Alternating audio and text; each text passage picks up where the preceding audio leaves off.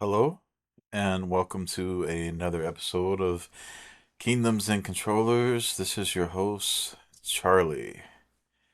All right, so without further ado, we're gonna try something that to be honest with you, should have worked a long, long time ago.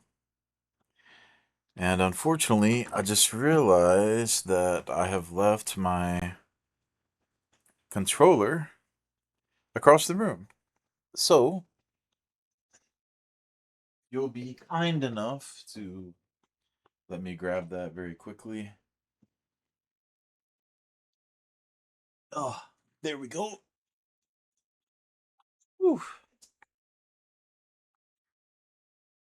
I am out of shape.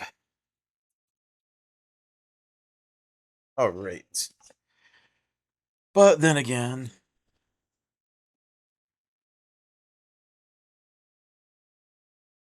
I am American, so that's reason enough.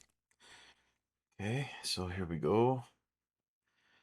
All right, so to be completely honest, this video should have been up ages ago.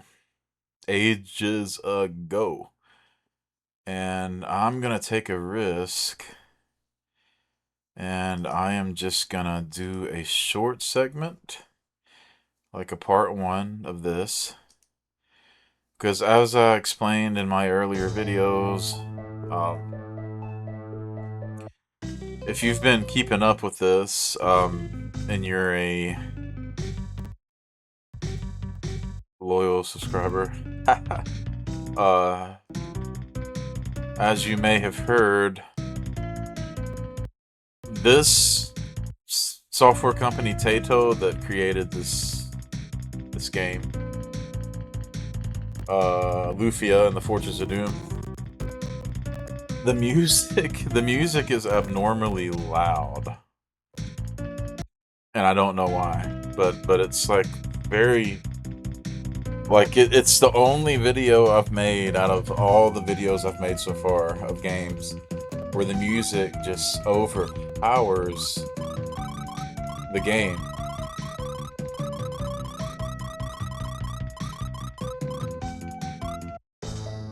Where it's like you can't hear you can't even hear my voice, the music's so loud, which is good because the music's very good.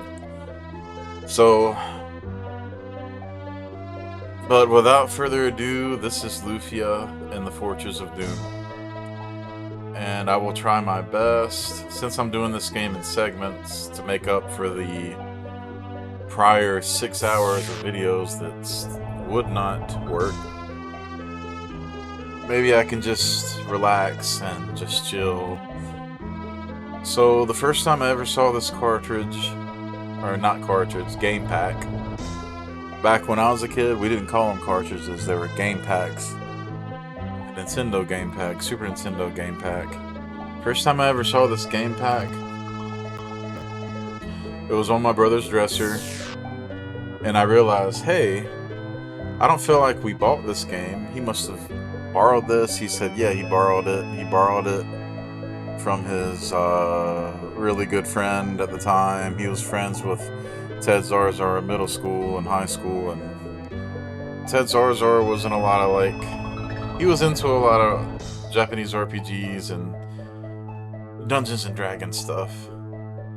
It's kinda mostly games, like video games, and yeah, there was this Japanese role-playing game in my grasp.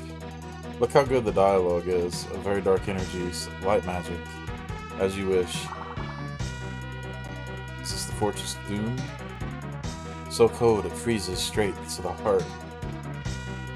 It's a very dramatic game. But I didn't like it because obviously anything that wasn't made by Squaresoft wasn't gonna fit my criteria as a Japanese RPG or a role-playing game.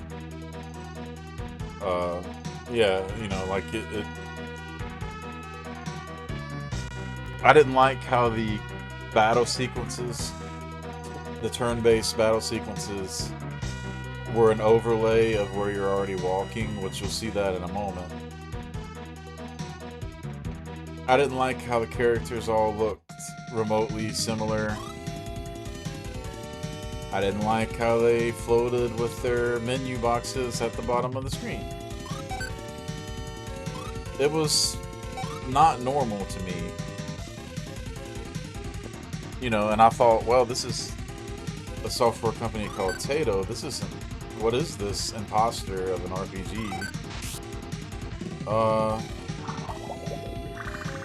You know, I didn't like how the monsters were like... 4 of the same monsters were stuffed on the screen. You know, Final Fantasy did stuff like that, but it looked more natural. Yeah, just the whole layout of this game. I turned my nose up at it at age 13. Or 12 or 13, probably 13. I'm guessing. Yeah, like late 1993 at some point, early 94, I don't know. But it was basically like any game that we borrowed. I'll be honest with you, we didn't really have strong intentions of giving the game back. We just enjoyed seeing it in our game collection, like, oh, like we own this game now, you know, kind of thing. I mean, I'm sure it's somewhere in the bottom of our hearts, yeah. Of course, if somebody asked for the game back, we were gonna give it back, but we weren't like biting at the bit.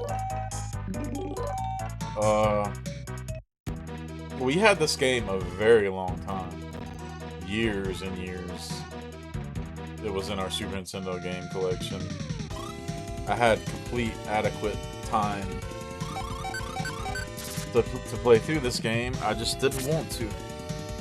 Because it wasn't Final Fantasy. It wasn't an NX game. You know, I was used to NX RPGs. Final Fantasy. So to me, it wasn't like an authentic game, and it was like someone trying to like be an imposter and get away with something that they didn't have any business making in the first place. But little did I know that I was horribly wrong. And as an adult, since I learned how to accept something for what it is, and had more experience with video games, had played a lot more of them in my time, now I realize that I was wrong.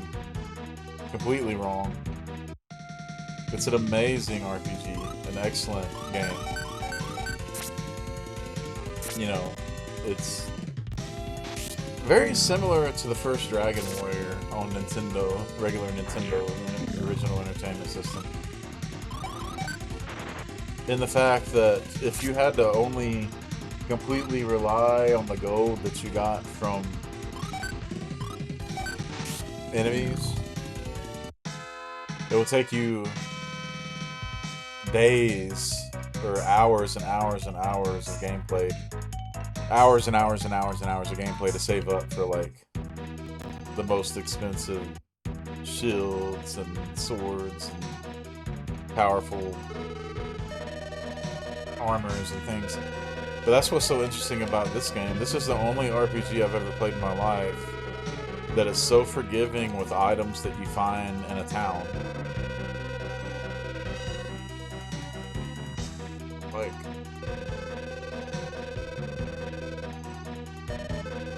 Like you find, I mean, it's almost unnatural. Like I've literally never found so many freaking items in a town. So just that makes up for everything and allows you to, you know, be able to, you know, get plenty of money from selling those things. Plenty of weapons and armor out sometimes, depending on.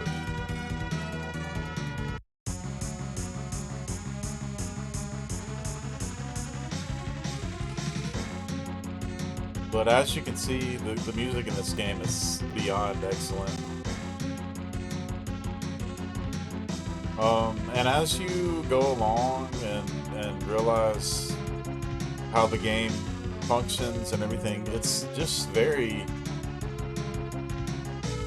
a very high quality RPG, case closed.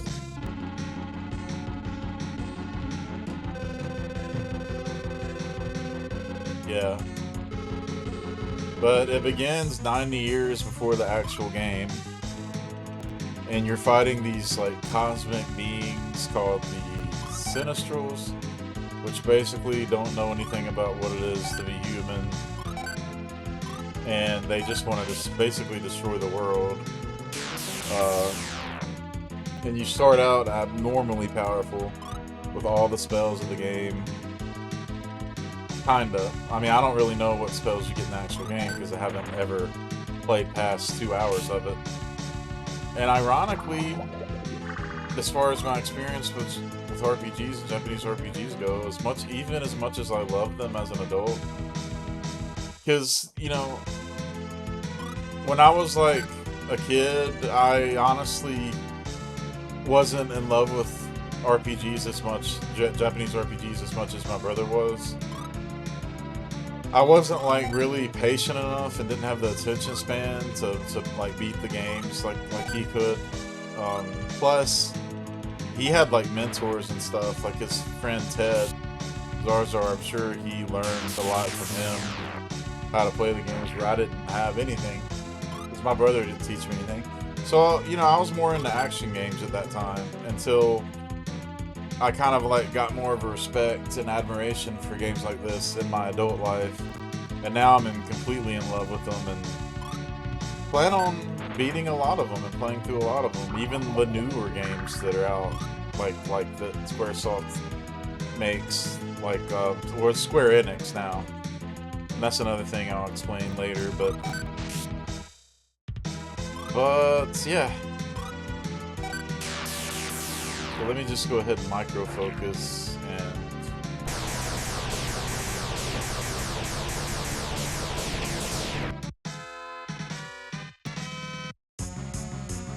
destroy at least 2 of these guys. This is the one, his armor, that I based my beloved comic book villain of my comic book that I wanted to make more than anything in the world when I was 14. I gave my supervillain the same shoulder armor, basically, and the same kind of cape under it. I'm gonna focus just a bit and get these attacks fast so I can take this guy out. So I'm gonna stop talking for just a moment.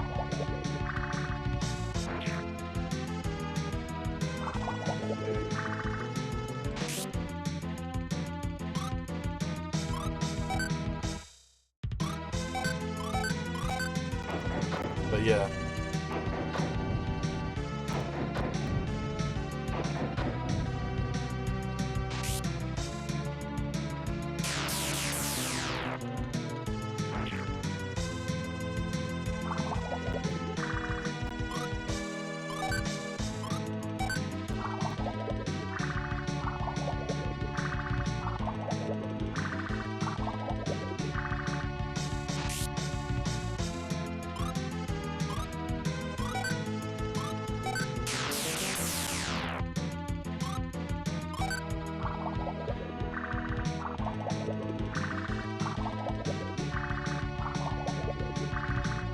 Gonna take this guy out really quick.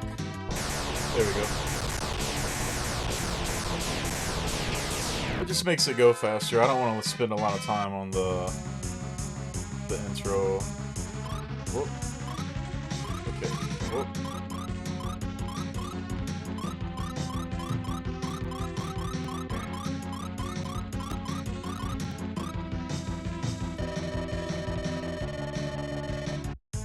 I wish that I was back where I was when I got somewhere in the game. That would be really nice, but unfortunately, it has been so hard to get these microphone levels to be correct.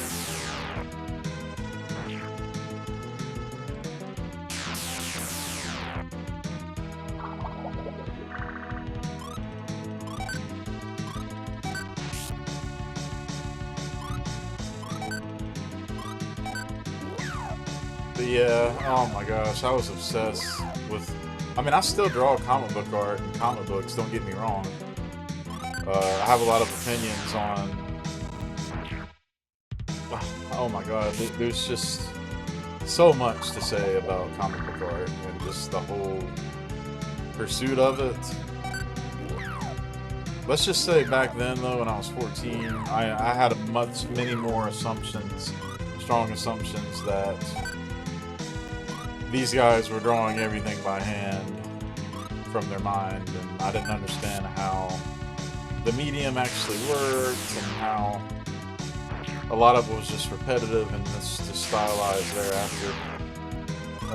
So it was depressing to me, but I was still fascinated with it and obsessed with making a comic book. And because I thought a lot of them just drew completely from their mind, a lot of my stuff looked really kind of original from the references I got it from. But I wanted to do this whole, I was on this whole sci-fi kick, like when I was a kid, my brain would just subconsciously pick up information and thematic things from things that I didn't realize it was getting it from, including visual things like that guy's armor. And then when I was an adult and I kind of like reconciled with my neurology and my pathology, then it's at that time that I realized that oh, I had no idea, but I must have gotten that idea from this thing or this movie, or I must have got that idea or this thing from this movie or this movie, and just, but it was a mixture of a lot of different things. If I thought I was actually capable of drawing it just for the love of it and could reconnect with my former childhood or like teenage mind, I would probably try to undertake it. I mean, that was always my dream back then, that as an adult that I would actually accomplish this, but I just haven't really reconnected with the neurological triggers, and not just triggers, but like whatever I was obsessed with back then. As far as how the brain works, my brain just isn't mapped out in such a way where I'm just completely gung-ho and giddy with certain anime cyborgs that I was basing some of these sci-fi characters on for an American comic book. But I think that, like, neuroplasticity is real, and I definitely do believe that, you know, I could actually get passionate about it again. But to be honest, I've kind of mellowed out on that whole specific comic book endeavor, because as an adult, you realize that the medium is a limitless medium, and you could literally probably draw just about anything in the world and it will still just be as fun as anything else. Because that's what's so fun about the comic book medium. It's just a limitless thing, and you can just do any characters you want, or just any panel work you want, and just for the sake of getting it done is a miracle in itself, and just makes any comic book good, honestly. Because it's a gimmicky thing. Comic book art and the writing comics, drawing comics, it's a kind of like a parlor trick in a way. It's not to say that people don't put a lot of effort into it. I know they do, but it just depends on the story arc and it depends on the character. One that I can think of, though, that they did put a mass amount of thought and effort into would be a manga called Akira. That thing. And as far as recent comic books, I think something they put a ton of effort in would be probably The Last Ronin. It was really well drawn with a really good story. But then a lot of stuff is just random superhero stuff, and I love that. Don't get me wrong, man. I love randomly written series too, because I just love the medium. But back then, you would have to kind of like understand what you were trying to accomplish in the first place. And to me, it wasn't even about the story for me with War Spectrum. It was about drawing badass, awesome spaceships and cyborgs and huge guns, and you know, a lot of the reason I want to do War Spectrum in the first place is because I loved ninjas. I loved Predator and his weapons. I loved tech. I love 8-Man After and the cyborgs, like huge arm cannons and guns. And I think that any reason that you like something before, you can get in touch with it again. I really do. But comic book, I'll be honest with you. And I thought I would never say this. Oh man, she died. That's so sad. Yes, we did. Let's go home. No, I'm not going home. The eruption went through me. Oof, that's terrible. I thought I would never say this, to be honest. But comic book art is probably 1 billion times complicated than Renaissance art or Italian fresco art. I didn't think that I ever would think it is, but honestly, it takes a special mind to make comic book art, man. If it's stylized and inked the way it's supposed to, it is. Because sometimes the cheapest kind of parlor trick is the most difficult, because they're never really gonna like give you the rundown of how they pull the wool over your eyes. So having to figure it out yourself. And just making the panels come alive like that, it's a lot of work. It's not as easy as one would think, and you know, becoming a better artist is not. Anything that's worthwhile takes work and time and effort. There's no easy way to do it, even if they make it look easy. It takes work. You know, and it took me a long time to realize that I'm not going to be able to just rush the ink job. I'm going to have to really organize my references and do this correctly. And it takes love and dedication. But it just depends. Depends on what you're trying to do. You know, I think you could also do it loosely. It could still be relatively good art, but it just depends on what you want. But here's the game, and I wish I could say that it was starting up immediately, but it's not. There's actually still a long introduction of dialogue and the characters becoming acquainted, so oh my gosh. But I can't wait till this game starts, especially since my microphone's working correctly now. But yeah, and it's a really fun RPG and fun game to play too. There's definitely some different things about how the battle system's set up. But it's a good game. I was wrong. But you can read the dialogue as I blabber away. But I think I'm probably gonna just play it past the first dungeon. Not even past the first dungeon.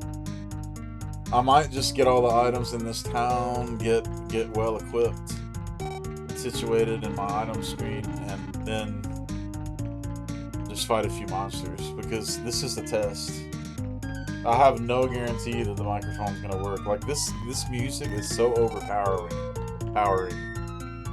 And I remember last time I tried to do this, I had the mic stuffed in my damn face. And my voice was so loud, I couldn't even hear the music. But I have faith that this is gonna work. I hope. I don't have a way to test OBS until now, but what I think I'm gonna do is you know, it's my day off, so I think I'm gonna go ahead and do the first segment of this, and then I'm gonna play another game that I actually want to play more. I mean, I would want to play this if I was actually 2 hours in the game like I was, but like I said, that didn't really work out too well for me.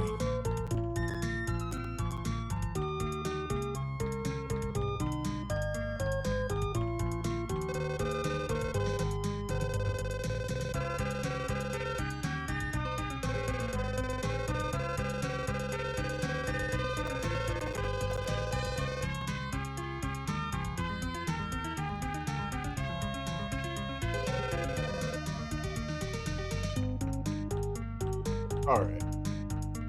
This should start pretty soon.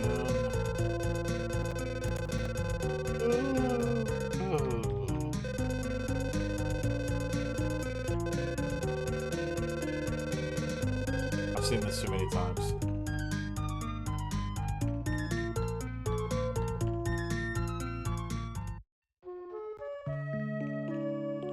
Yeah, Lufia. She wants to fix some cinnamon pie and cinnamon tea, and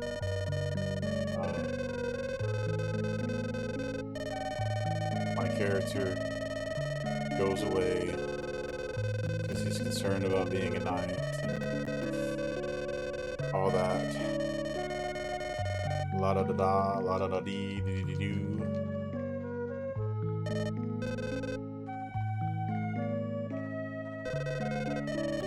Come on, let's go kill some monsters.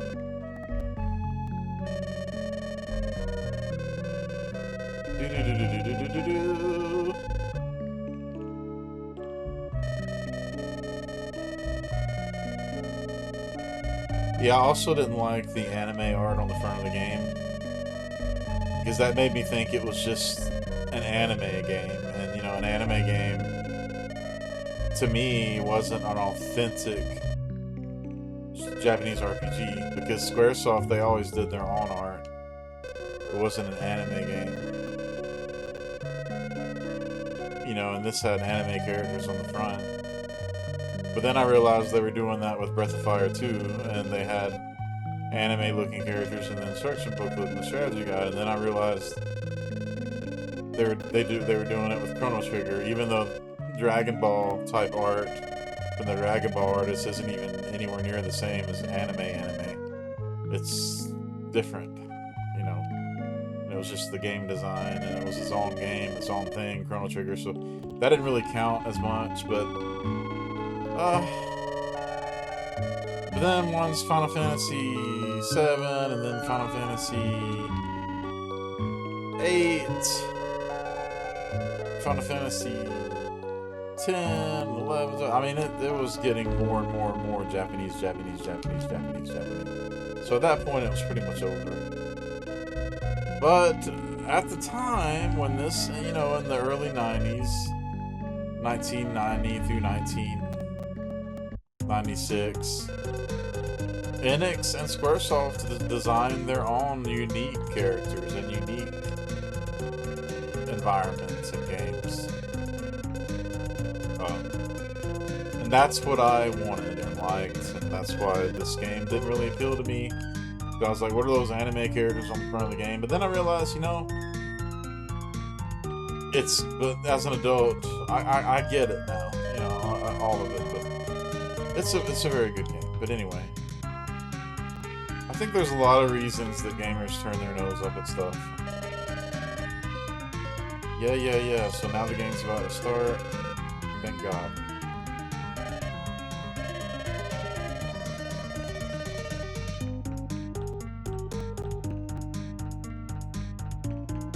Yeah.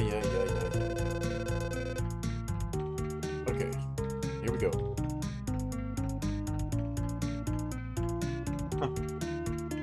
At this rate, I don't even want to talk to anybody in the town. Found the dress.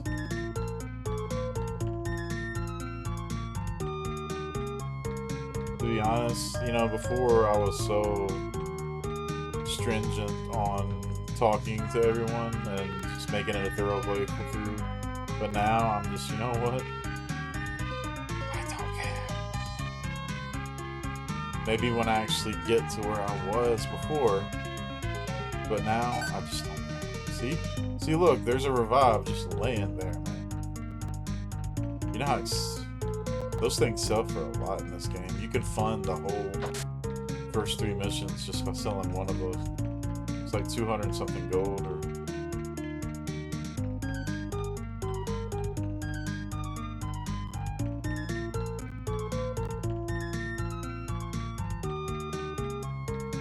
But even as much as I enjoy Japanese RPGs, even as an adult, I have not actually made it through that many of them. As far as making it through the entire game. You'd be surprised how few I've actually played to completion. Not many.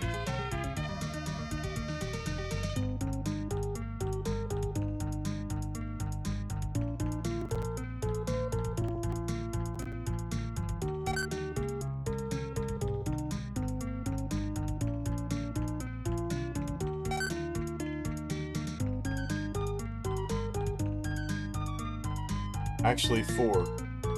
I've completely beaten 4 of them. And one of them is Final Fantasy II on the Super Nintendo, which I've completely obliterated that one. And that's my favorite to this day. People can say Final Fantasy VI is better. Well, in Japan it's 6. They ported it as Final Fantasy III in America, blah, blah, blah. So people say, oh, the story's better with Kefka.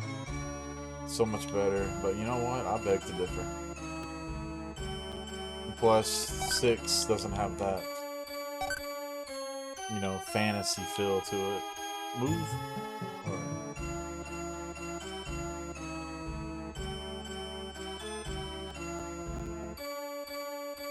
And 4 was the complete Final Fantasy masterpiece. They put all of their resources, all of their ingenuity, everything that was the crescendo, the alpha and the omega of Final Fantasy games. Final Fantasy V was just a cookie cut of Mystic Quest, which is fine. I mean, you know, you're trying to experiment and make more games, but it doesn't change the fact that 4 is just more original and better. 6 is more original, but it's steampunk. It's not even the fantasy world. The traditional. And 4 was like the crescendo of that, totally. Oh, he's in the kitchen. Sometimes I forget these items. Why am I talking to the king? That's not gonna do anything. There's actually some rooms over here.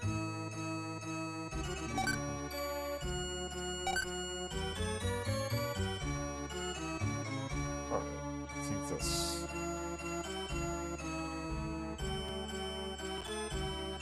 probably pretty much everything.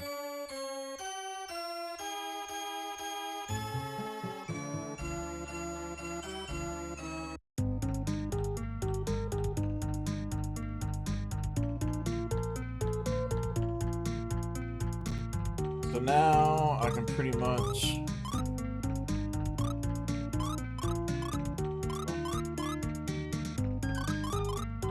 I can do the claw film. That's gonna put me up to 14.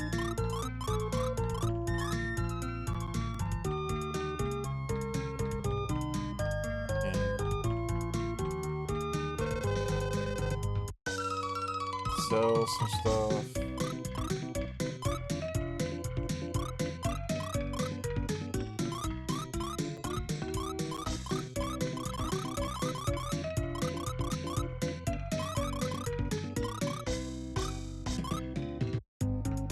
I can buy the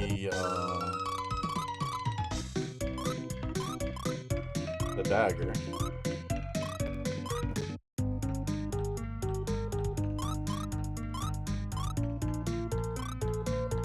That puts my attack way up there, and then I can sell the knife.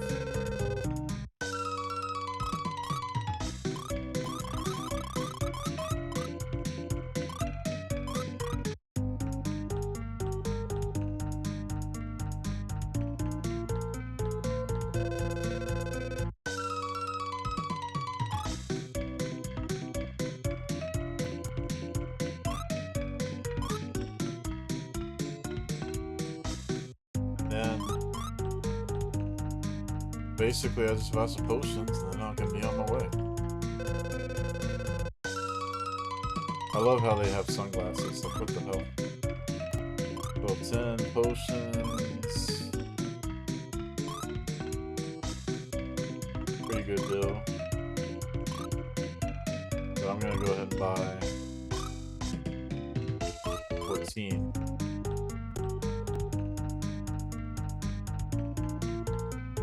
Now I'm ready for my first battle. You can go down here, but there's no reason to. There's like an old sage that tells you where to go.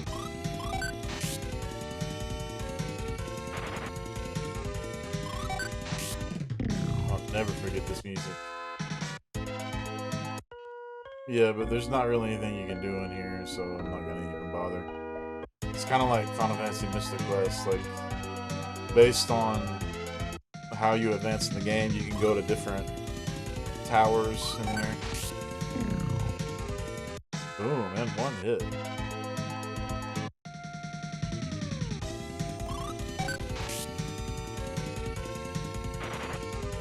I've played this first part of the game so many freaking times. It's crazy.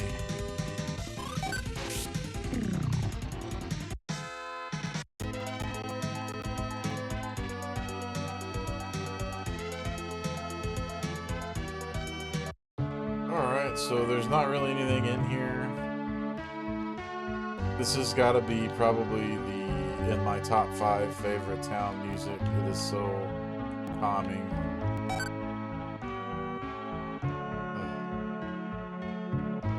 Makes me think and understand how times were used to be so innocent and pure and harmless.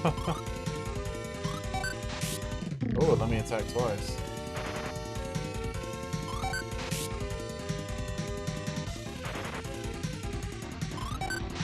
It is time to use a potion. And I gained a level.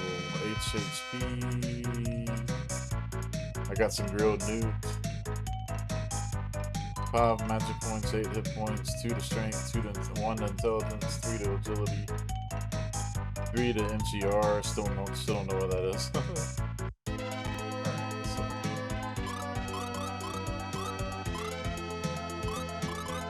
Still didn't completely heal me.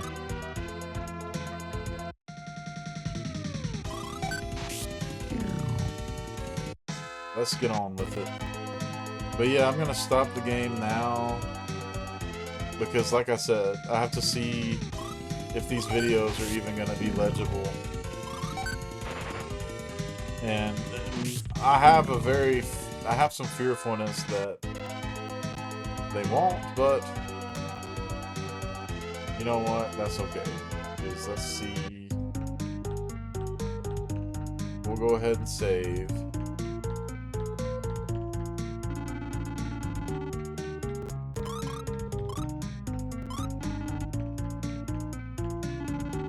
Make sure that that's hooked.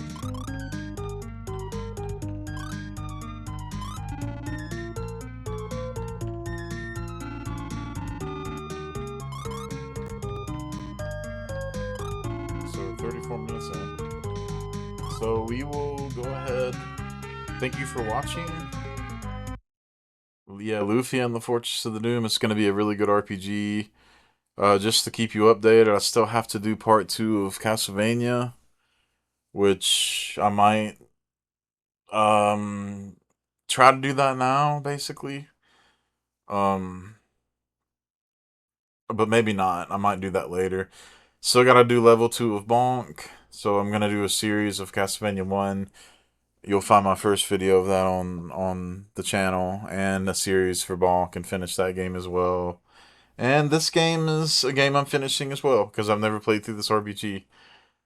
But yeah, thanks for tuning in, and I'm gonna try to enjoy the rest of my night off, and maybe open an action figure, try to do some cleaning, kind of assess some things, and also, just so you know, so you're tuned in, Roblox development is another thing. I'm developing a Japanese RPG style game on Roblox. Roblox Studio is a great engine.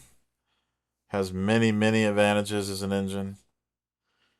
Like cloud storage, public community assets that even if it's pre-built, that's better than starting from scratch. Even if you have to alter it a lot. So yeah, and I've already got the cutscene finished for the beginning of the game. I'm designing the menu screens now and the functionality of the menu screens. Very excited about it. I've also got some comic book art. My first official, real quality comic book cover art in the works, and I'll get my Instagram up and running for that. And yeah, sometimes my message to you is never give up. Do what you love, and failure is not doesn't exist until you stop trying, and never stop. But do what you love, and that's why I'm doing these gaming videos, and sometimes it's more of a journal to me. Sometimes I have more fun rewatching them and having a reflection of myself and making memories and reminiscing and getting in touch with my feelings and my wholesomeness, and it's a very good reason to do it. And I'm getting ready to have fun doing another gaming video. I'm not sure which one I'm going to do, but I hope you enjoyed this one. And there will be a part 2 of Lufia and the Fortress of Doom.